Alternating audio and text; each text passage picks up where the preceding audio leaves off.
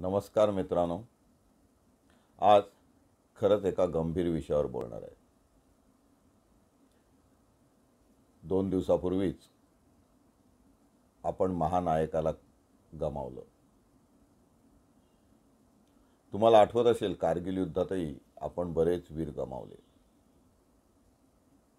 या यूट्यूब चॅनलमुळे एक चांगलं झालं की महाराष्ट्राच्या कानाकोपऱ्यातून अनेक मराठी भाषिक, अगदी कर्नाटकातून सुद्धा आपले प्रश्न विचारत असतात.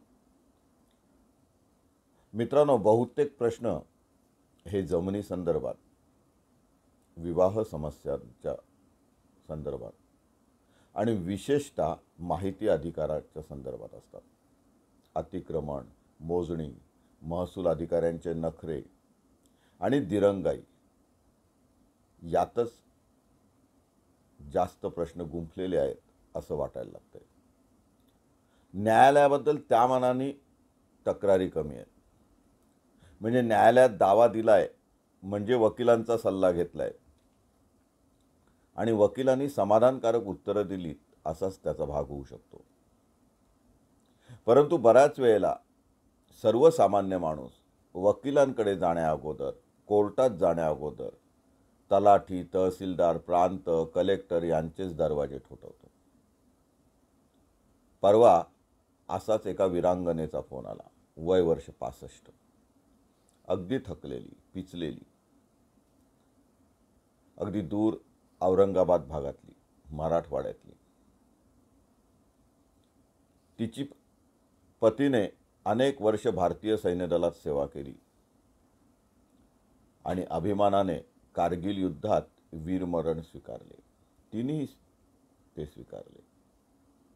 काही दिवस चर्चा झाली. शासनाने मोठ्या मोठ्या घोषणा केल्या. यथोचित मानवंदना झाली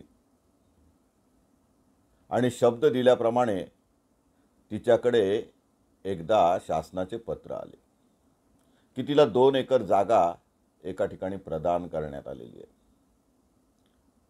अर्थातच जगायला दुसरे कारण नव्हते, साधन नव्हते.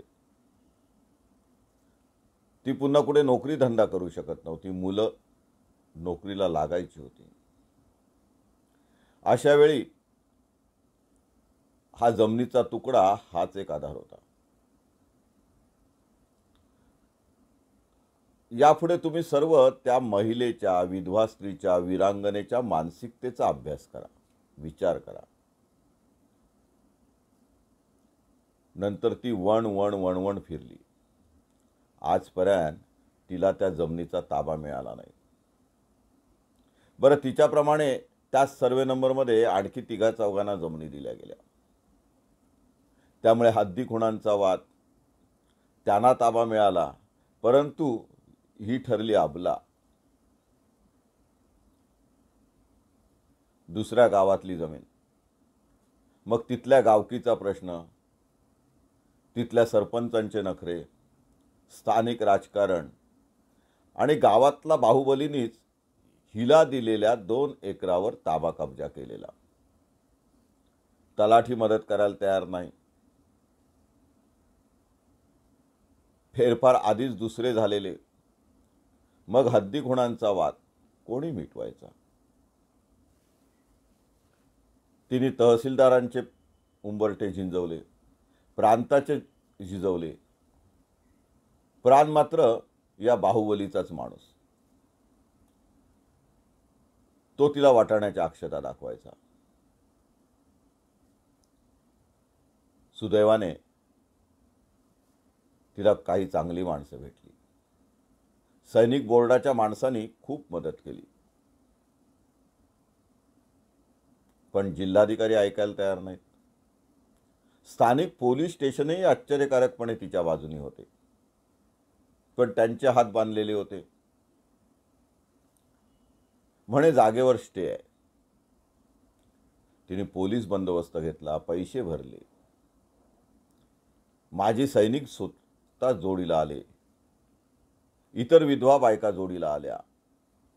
जिल्हाधिकाऱ्यांना वारंवार भेटल्या, उपोषणाला बसल्या, आत्मदहनाची धमकी दिली.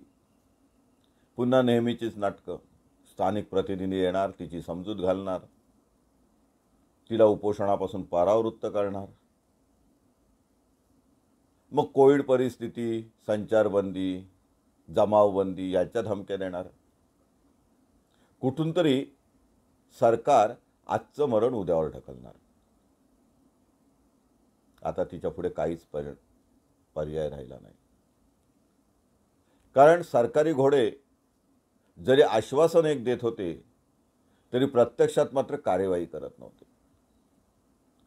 आज कारगिल युद्धाला किती वर्ष झाली बघा, अजून तिला तो जमिनीचा तुकडा मिळालेला नाही. याच्या पुढे कधी मिळणार माहिती नाही. कोर्टात जायची तिची ताकद नाही. आता आणखी 10-12 वर्ष पुढे कोर्टात लढायची तिची मानसिक तयारी नाही. सरकार लेखी आश्वासन देऊन तिला दुसरीकडे जमीन देण्याला तयार झाले, पण केवळ तयार झाले. जमीन कुठे आहे, तिच्यापासून सोयीची आहे का, त्या जमिनीचा कस किती, त्याच्यात काय बागायत शेती करता येईल का, पाण्याची सोय काय, सरकार सांगायला तयार नाही. पुन्हा हाच प्रश्न निर्माण होईल म्हणून तिची मानसिक तयारी नाही. करायचं काय? एक सामाजिक कार्यकर्ता म्हणून तुमच्याकडे जर ही स्त्री आली तर तुम्ही काय केलं असतं? एक वकील म्हणून तुमच्याकडे ही स्त्री आली असती तर काय केलं असतं? मी तिला तातडीने मुख्यमंत्र्यांना पत्रव्यवहार करायला सांगितला, मेल करायला सांगितला, शासनाला नोटिसा द्यायला सांगितल्या. पण औरंगाबादमधला एखादा वकील खरंच जर जागा असेल, त्याला सामाजिक जाण असेल, तर त्यांनी या स्त्रीला खरंच न्याय देणं गरजेचं आहे. लोकप्रतिनिधींनी या स्त्रीला घेऊन कलेक्टरशी बोलणी करणं आवश्यक आहे. मनात आणलं तर एका रात्रीत भूखंड दिले जातात, हा आजवरचा अनुभव आहे. पालकमंत्र्यांनी मनावर घेतलं पाहिजे, पण ती जाऊ शकत नाही. प्रत्येक गोष्टीत पैसा, राजकीय वर्चस्व, राजकारण, हेवे दावे सर्वच आडवं येते. प्रत्येकाच्या पाया पडायला ती तयार नाही. त्यापेक्षा तिला आत्मदहन हे सोपं वाटतं. किती गंभीर विषय आहे. शासकीय अनास्था, शासकीय कोडगेपणा, ही दप्तर दिरंगाई आपण किती वेळ सहन करणार? तिने 80ची नोटीस दिली, कलेक्टरला नोटीस दिली, आत्मदहनाचा प्रयत्न केला, उपोषणाला बसली, अर्ज विनंत्या केल्या, खेटे घातले. आता की तिने हायकोर्टात जायचं? महाराष्ट्रातल्या प्रत्येक नागरिकांनी स्वतःवर झालेल्या अन्यायासाठी जर हायकोर्टात जायचं ठरवलं तर दोनच गोष्टी होतील. हायकोर्टातली प्रकरणं 10-10 वर्ष निघणार नाहीत आणि हायकोर्टातले वकील करोडपती होतील. प्रश्नांचं काय? खरंच ते सुटणार आहेत? नको विचार करायला? खरं तर उच्च न्यायालयाने या प्रकरणात स्वतःहून रिट पिटिशन दाखल करून घेतलं पाहिजे. खरं तर मुख्यमंत्र्यांनी या प्रकरणात स्वतःहून पुढाकार घेतला पाहिजे. संबंधित पालकमंत्र्यांनी पुढाकार घेतला पाहिजे, संबंधित आमदारांनी पुढाकार घेतला पाहिजे, सैनिक बोर्डाच्या अधिकाऱ्यांनी ताठर भूमिका घेतली पाहिजे. तिला जो भूखंड प्रदान करण्यात आलाय तो तिला तातडीने मिळाला पाहिजे, त्याची देखभाल करून मिळाली पाहिजे, कायदेशीर पूर्तता करून मिळाली पाहिजे, तिच्या नावावरती जमीन झाली पाहिजे. हे केवळ डान असतं, अविभाज्य सत्ता प्रकारचीच नोंद होणार आहे. खरं सरकारचं काहीच जात नसतं. मुळातच सरकारकडे आता सरकारी पडीक जमिनी किती राहिल्यात? त्यातून अशा सैनिकांच्या वीरपत्नींना, वीरांगनांना जमिनीचे तुकडे देताना सरकार का चालढकलपणा करतं? हजारो प्रकरणे आजही न्यायप्रविष्ट आहेत किंवा विचाराधीन आहेत. का नाही सरकार त्यांच्याबद्दल विचार करत, सहानुभूतीने विचार करत? केवळ घोषणा मोठ्या करायच्या, तर मग घोषणाच का करता? कलेक्टर चेक देऊन मोकळा होतो, कलेक्टर प्रदानपत्र देऊन मोकळा होतो, पुढे काय? फोटो निघतात, पेपरात येतात, टीव्हीवर चमकतात. प्रत्यक्षात त्या व्यक्तीला त्याचा फायदा होतो का? ती फायदेशीर जमीन असते का?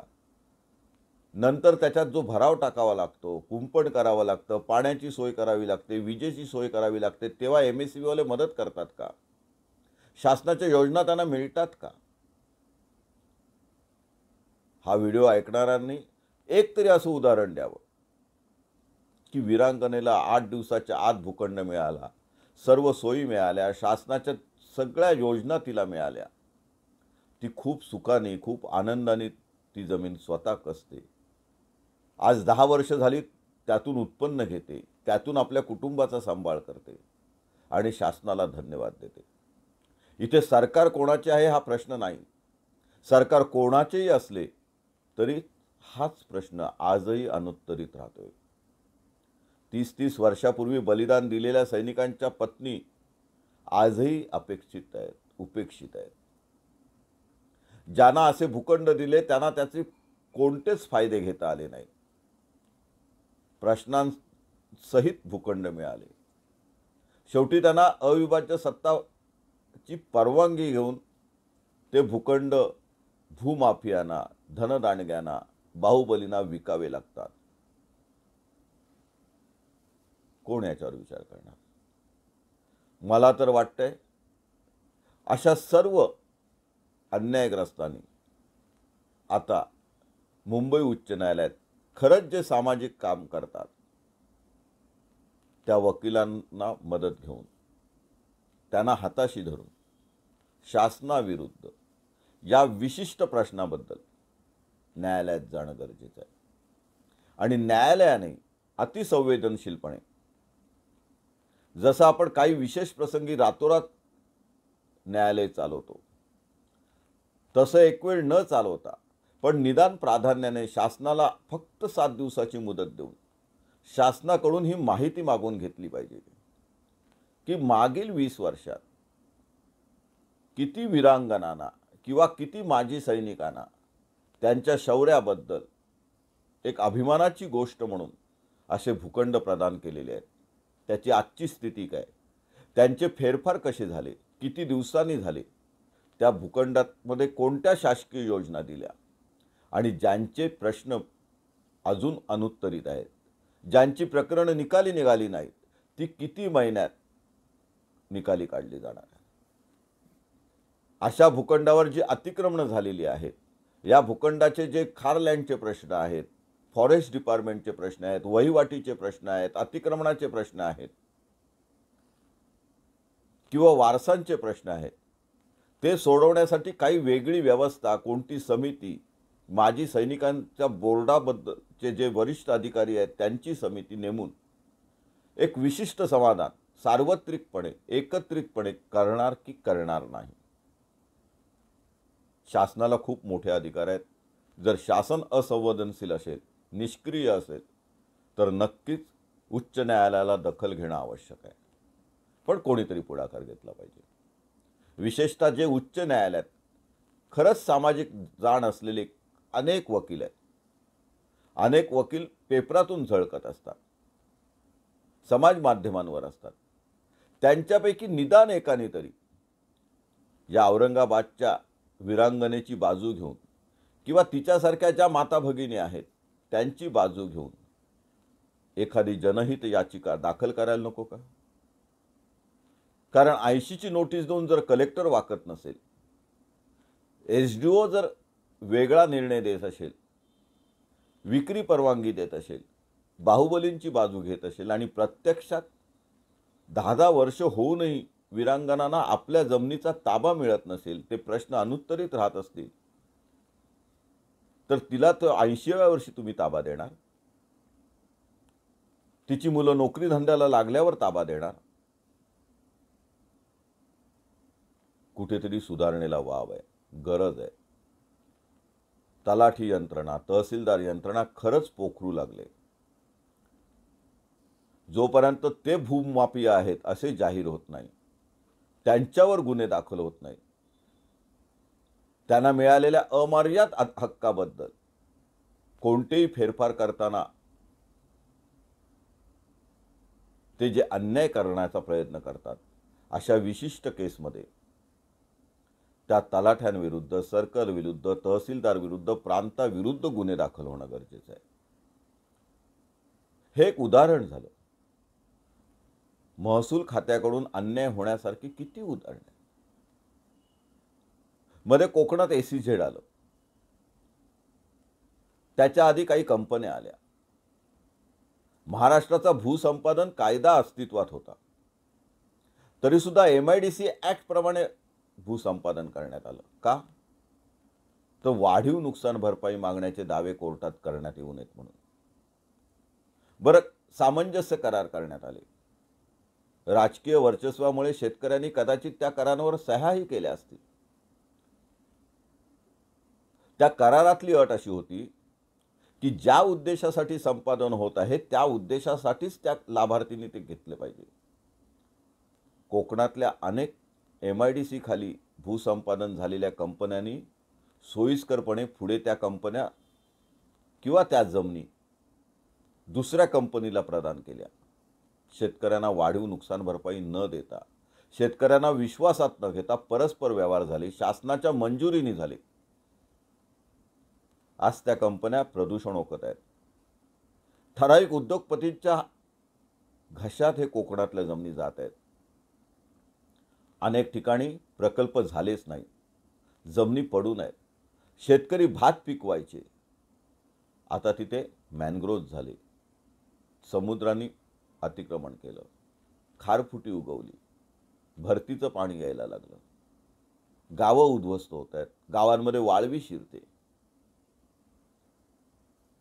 जर SEZ कंपनी आली नाही, लाभार्थी कंपनीने गाशा गुंडाळलाय, तर त्या जमिनी शेतकऱ्यांना परत नको करायला? निदान ज्या जमिनीवर आजही शेतकऱ्यांचा ताबे कब्जा आहे, ज्या जमिनीत आजही भातशेती पिकवली जाते, प्राधान्याने त्या जमिनी त्या लाभार्थींना न देता लाभार्थींची नावे कमी करून पुन्हा शेतकऱ्यांकडे वर्ग करायला नको? बरं, शासनाचे ते धोरण नाही का? अनेक ठिकाणी शेतकऱ्यांची नावं पुन्हा चढली, म्हणजे शासनाचं धोरण आहे. पण प्रत्येक उतारामागे, प्रत्येक गोष्टीमागे स्वतःचा स्वार्थ बघणारे जर महसूल अधिकारी निर्माण झाले, तर प्रत्येकाने काय आता कोर्टात जायचं? हे लोकप्रतिनिधींचं काम नाही. लोकप्रतिनिधींना हे प्रश्नच समजत नाहीत. आणि जर हे प्रश्न लोकप्रतिनिधींना समजत नसतील तर त्यांना आपण निवडून द्यायचं? प्रत्येक गोष्टीसाठी कोर्टात जायचं? प्रत्येक गोष्टीसाठी कलेक्टरला नोटीस द्यायची? विचार करण्यासारखी गोष्ट. मित्रांनो, सजग व्हा, जागे व्हा. आजूबाजूला असे प्रश्न असतील तर कोर्टात जाण्यापेक्षा त्या व्यक्तीला न्याय द्या. दबाव गट तयार करा. उपोषणाची नोटीस देऊन, आत्मदहनाची नोटीस देऊनही एखाद्या व्यक्तीला न्याय मिळत नसेल तर तुम्ही लोकप्रतिनिधी म्हणून, सामाजिक कार्यकर्ते म्हणून किंवा सामान्य जनता, मतदार म्हणून, नागरिक म्हणून जिल्हाधिकाऱ्यांना भेटलं पाहिजे, संबंधित अधिकाऱ्यांना भेटलं पाहिजे, त्यांच्यावर दबाव आणला पाहिजे. लोकप्रतिनिधींना भेटलं पाहिजे, त्यांच्यावर दबाव आणला पाहिजे. पालकमंत्र्यांना सांगितलं पाहिजे, त्यांचे डोळे उघडले पाहिजेत. केवळ विकासाच्या गोष्टी करून, आमदार निधी, खासदार निधीच्या गोष्टी करून प्रश्न सुटत नसतात. प्रश्न सोडवावे लागतात, प्रश्नाशी समरस व्हावं लागतं, प्रश्न समजून घ्यावे लागतात आणि त्यासाठी वेळ द्यावा लागतो. इथे प्रत्येकाचे प्रेफरन्स ठरले, प्राधान्य कशाला द्यायचं ते ठरले, प्रत्येकाचं गणित ठरले. प्रश्नापेक्षा त्या प्रश्न सोडवल्यामुळे किंवा प्रश्नाला हात घातल्यामुळे, प्रश्न प्रलंबित ठेवल्यामुळे आपल्या किती मतदानाचा फायदा होईल, कोणता वर्ग आपल्याकडे येईल, कोण नाराज तर होणार नाही ना, ही जी वृत्ती राजकारण्यांमध्ये, लोकप्रतिनिधींमध्ये घुसले, तीही बदलायची गरज आहे. मला माहिती आहे हे अवांतर आहे, पण खरंच मित्रांनो हेच गरजेचे आहे. विचार करा, सजग व्हा. आपण त्या महिलेला नक्की न्याय देऊया. आपण आपली मते नक्की इथे नोंदवा. आपल्या कॉमेंट्स आम्हाला उपयोगी पडतील. जर ती महिला योग्य वेळी अजूनही संपर्कात आली तर आपण नक्की तिला औरंगाबाद उच्च न्यायालयात रिट पिटिशन दाखल करायला मदत करूया. शासनाचे डोळे उघडूया आणि समाज माध्यमांनी, प्रसार माध्यमांनी हे प्रकरण उचलून धरून त्या महिलेला न्याय मिळवून देऊया. केवळ याच महिलेला नाही, तर अशा खरंच गरजवंत महिला असतील, अन्यायग्रस्त नागरिक असतील, त्यांना कुणीतरी आता एकत्रितपणे न्याय द्यायची वेळ आलेली आहे. आपण दुसऱ्यावर अवलंबून राहण्यापेक्षा स्वतः कार्यकर्ते बनण्याची वेळ आलेली आहे. आज इथेच थांबूया. मला